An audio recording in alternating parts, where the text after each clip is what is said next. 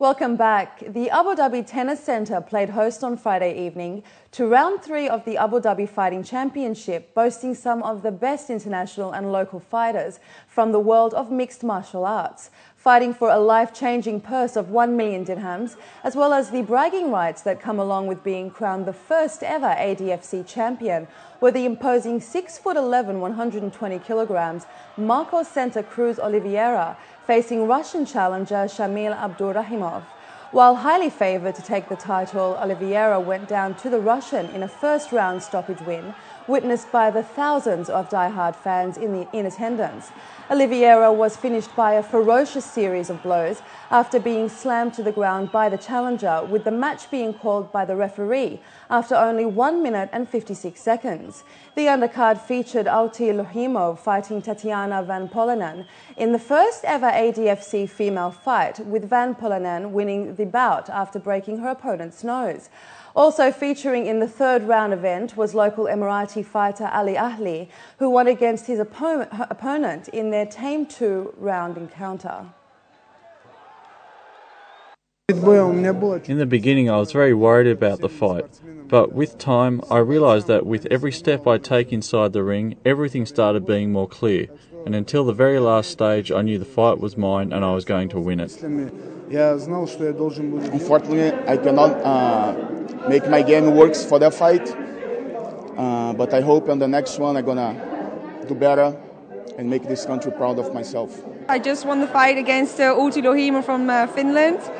It was a TKO. I'm fighting for the first time, first ever organized female MMA fight. Won it successfully, convincingly, and I'm very happy to be here in Abu Dhabi. Thank you. Bangladesh tail-enders Islam and Mahmudullah became the toast of the nation on Friday after steering their team to a stunning 2-wicket World Cup win over England in Chittagong. The co-hosts looked to be probably heading out of the competition when they collapsed to 169 for 8, chasing 225 to win a tricky wicket.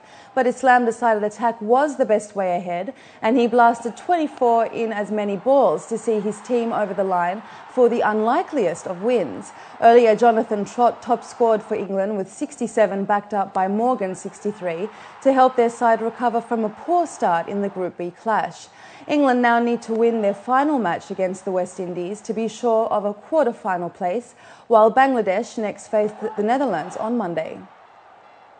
It's not a normal win. Obviously, if you look at the situation and the whole scenario of Bangladesh, it is a huge victory for us and for the whole nation, I think. We had in a great position to win it. Ajmal was reversing it a little bit, bowled a really good spell there, and you know you expect to win games from that circumstance. But that is one-day cricket.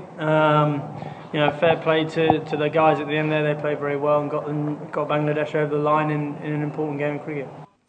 Meanwhile, Australia took to the nets in Bangalore on Friday ahead of their Cricket World Cup clash with Kenya on Sunday in Bangalore. Australia's unbeaten run in the World Cup stretches back to 1999, and the defending champions have a chance to book a place in the next round with a victory over Kenya. Australia have called up Mike Hussey as a replacement for injured seamer Doug Bollinger, and the veteran batsman has wasted no time in adjusting. To play in any World Cup game is extremely special. To come back and play in this World Cup would be, probably even more special. You know, considering I guess the setbacks that I've had, you know, in the last couple of months. So it would be very special. But you know, we have to wait on what the selectors decide to do. Tony Martin of Germany seized the lead of the Paris-Nice race on Friday with a blistering individual time trial performance to win the 27-kilometre sixth stage by 20 seconds. Martin of HTC High Road team beat Olympic gold medalist Bradley Wiggins of Great Britain to don the yellow jersey and is 36 seconds ahead of Andreas Clauden in the overall rankings. The 25-year-old German covered the difficult and varied course in 33 minutes and 24 seconds. Clauden, 10 years his senior, took 46 seconds longer to finish fourth. And as the weather gets warmer, polo season in the UAE is heating up. This weekend brought some of the world's best players to the Emirates for the Threadneedle Dubai Polo Gold Cup, and June Wrigley was there. This 15-goal tournament, held for the second time in the UAE, has put the Emirates on the global polo map, and a lot of this effort is due to the Al Habtour brothers. We have started the Gold Cup last year. The polo became very important, and Dubai is in the map of polo around the world, and we have every day over 2,000 hits, people following up the results of every match in Dubai. And that's a lot due to you. You've played a lot of high goal in England. What do you love about polo? I mean, polo, first I love horses, number one, and it is very competitive game. Lots of contacts with other players. Always the handicap determine the result of the game, and always so close. You buy the horse, actually you ride it, not someone else riding it, so you are in the middle of the field competing. This is what I love about polo. This is a great level. Mohammed and I, we organized this tournament, and it's a great level international-wise. I mean, this level is played in the US, England, Argentina, Spain, and it is a great level. I don't think we should increase the level next year, and we should keep it the way it is. And you've played high goal polo in England. Yes. And what do you love about polo? Polo is not a game, it's a lifestyle. So it's a passion, it's just a lifestyle to me. This is what I love about it. It's been 2 weeks of some of the best polo teams and players to ever grace Dubai, battling it out for today's final of the Dubai Polo Gold Cup. At the start there were 8 teams, but now it's down to just 2. So let's meet the final 2 teams. What's been the biggest challenge of the Gold Cup so far? I believe the overall tournament, I mean, it was very challenging. The teams were strong.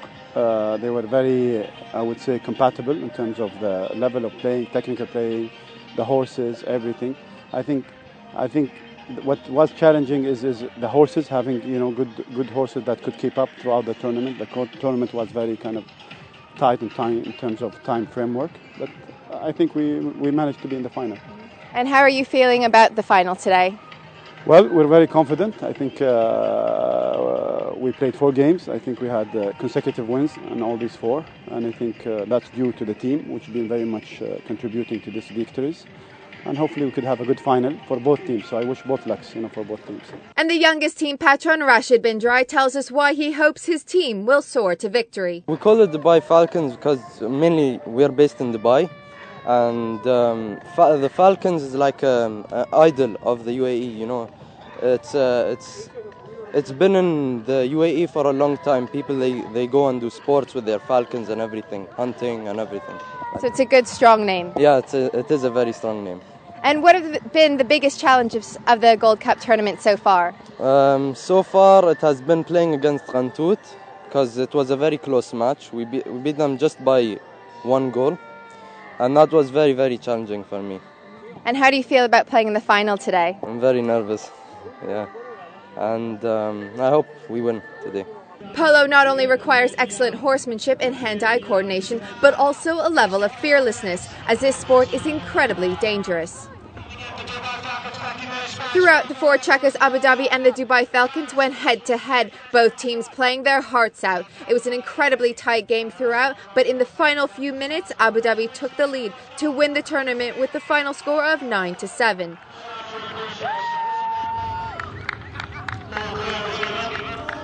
And true to the Gold Cup spirit, the trophy was delivered in style. June Wrigley, 7 National News.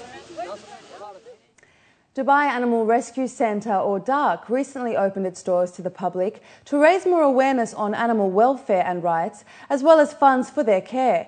Residents came in droves, mostly families and children, who enjoyed a day with some animal species rare to the country and the region. Khadija Salih has more. It is often said that to teach a child a lesson, one must engage and involve them. This is exactly what DARC is doing. Aisha Kalaif opened once again the garden of their family home to the public.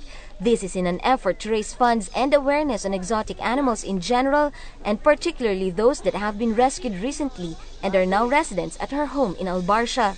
We have rescued quite a lot of new animals, and this is a new one that I have, a snake. We have rescued a couple of them.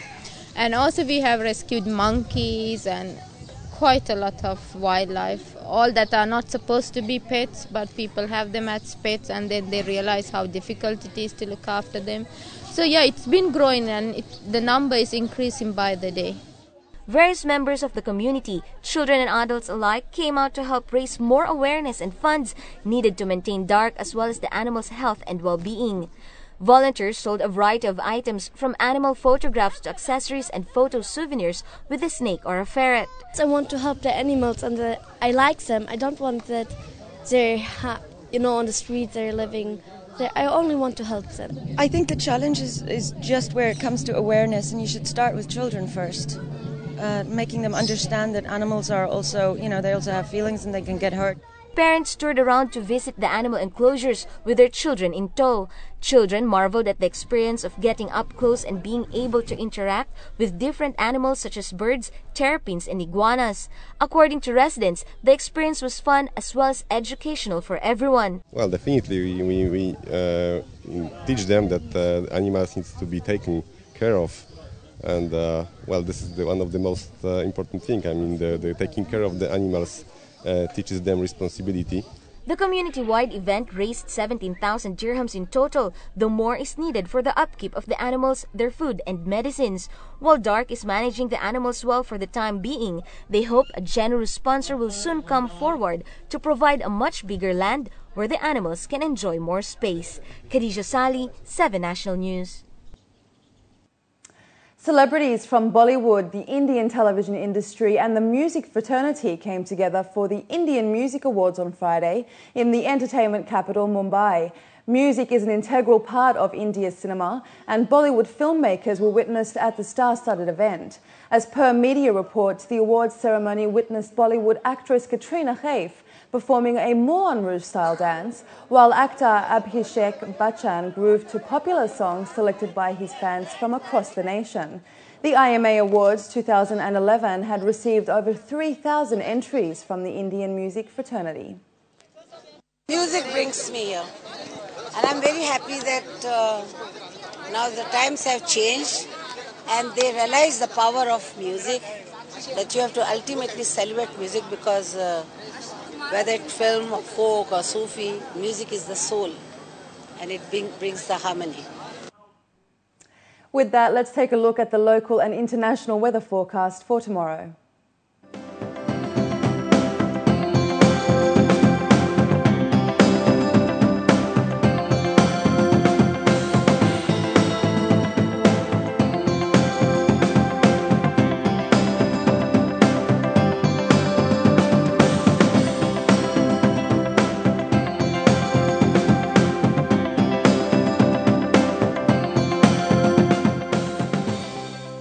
Before we head out, here are the top stories again. UAE sends condolences over disaster in Japan. Capital of Sheikh Khalifa Fund for Enterprise Development raised to 2 billion dirham. And ADFC crowns first ever champion.